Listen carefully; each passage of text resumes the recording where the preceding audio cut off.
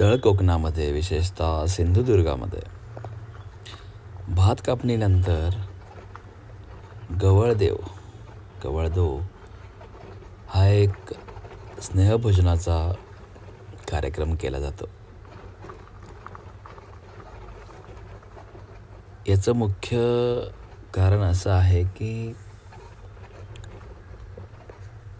आपली शेती, गुरंढोरं, माणसं यांचं श्वापदांपासून संरक्षण व्हावं यासाठी हा देव पूजला जातो. देवाकडे साकडं घातलं जातं आणि वर्षानुवर्ष जंगलात शेतीमध्ये वावरणाऱ्या राबत्याची, कष्टकऱ्याची या देवावर श्रद्धा आहे.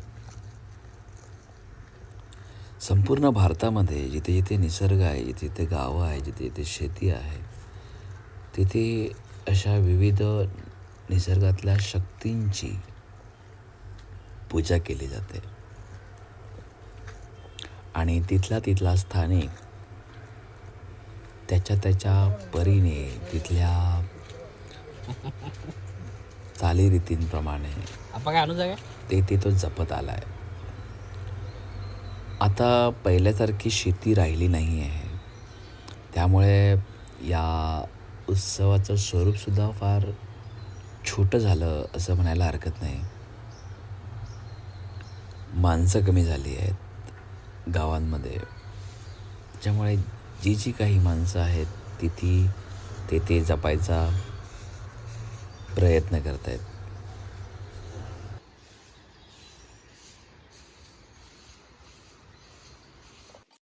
मीच कित्येक वर्षानंतर याच गवळदेवाच्या कार्यक्रमाला आहे, त्याच्यामुळे गावात माणसं कमी आहेत हे सगळं ज्ञान जोडण्यात काही अर्थ नाही आहे. आणि ही वस्तुस्थिती आहे की लोक शहराकडेच वळली आहेत.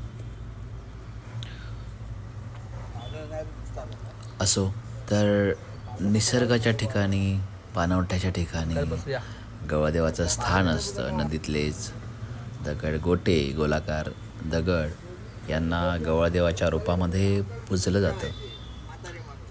त्या दिवशी पुन्हा चूल मांडली जाते, लाकडं गोळा केली जातात. गावकरी आपल्या घराकडून सामान, अन्न शिजवण्याचं सगळं सामान, सामुग्री गोळा करून आणतात. संपूर्ण अन्न इथे शिजवलं जातं. भोपळ्याची भाजी त्या दिवशी एक मुख्य घटक असतो. भात, डाळ, पुऱ्या बनवल्या जातात. ह्या सगळ्याचा नैवेद्य देवाला अर्पण केला जातो. गाऱ्हाणं घातलं जातं, साकडं घातलं जातं. सगळे मिळून एकत्र जेवतात, त्याचा आस्वाद घेतात, गप्पा गोष्टी रंगतात आणि अतिशय थोडक्यामध्ये हा कार्यक्रम साजरा होतो. फार मजा येते.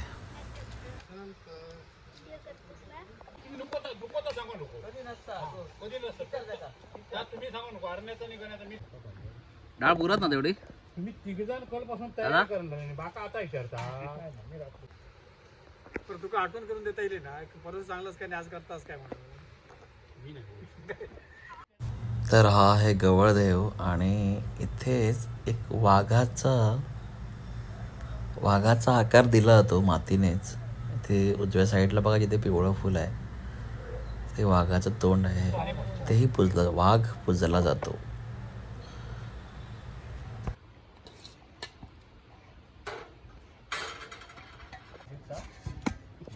येता म्हणतात फुगता बरं.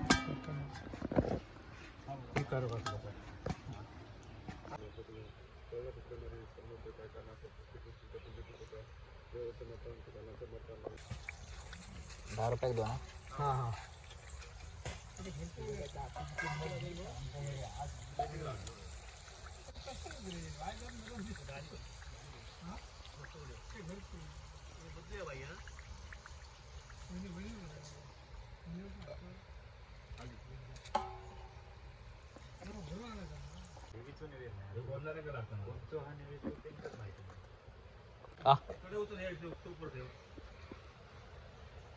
दो बाबा प्रत्येकजण आपापली वाडी म्हणजे नैवेद्य तो देवासमोर ठेवला जातो आणि देवाला साकडं घातलं जातं, गाराणं घातलं जातं की आतापर्यंत जसा तू तुमचं रक्षण केलंस तसंच यापुढेही रक्षण करत राहा. आणि सामाजिक एकोपा तर असाच जपला गेला आहे कोकणामध्ये की प्रत्येकासाठी देवाकडे चांगल्या भावनेने गाराणं घातलं जातं, अगदी प्रत्येक व्यक्तीसाठी.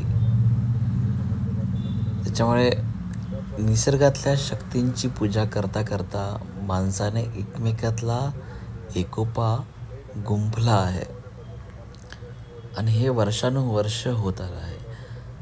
म्हणून बघा, काही संस्कृती ह्या अशाच उभ्या राहतात. म्हणजे कोकणातल्या ह्या ज्या प्रथा आहेत, इथल्या ज्या व्यवस्था आहेत, ज्या बांधल्या गेल्या आहेत वर्षानुवर्ष आणि काही शतकांमध्ये. म्हणून तर इतक्या परकीय आक्रमणं आपल्या महाराष्ट्र भूमीवर झालं, पण इथल्या स्थानिक लेवलच्या व्यवस्था हल्ल्या नाहीत.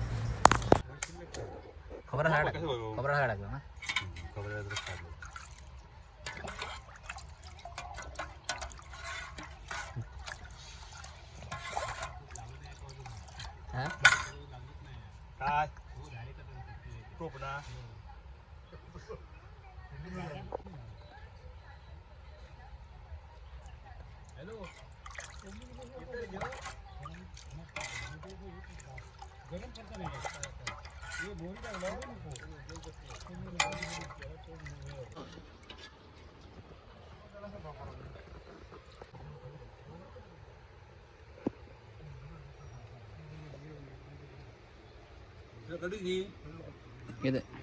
यथेच्छ भरपेट जेवणानंतर एक कार्यक्रम असतो छोटासा आणि गमतीशीर असतो, तो म्हणजे वाघ पिटाळण्याचा.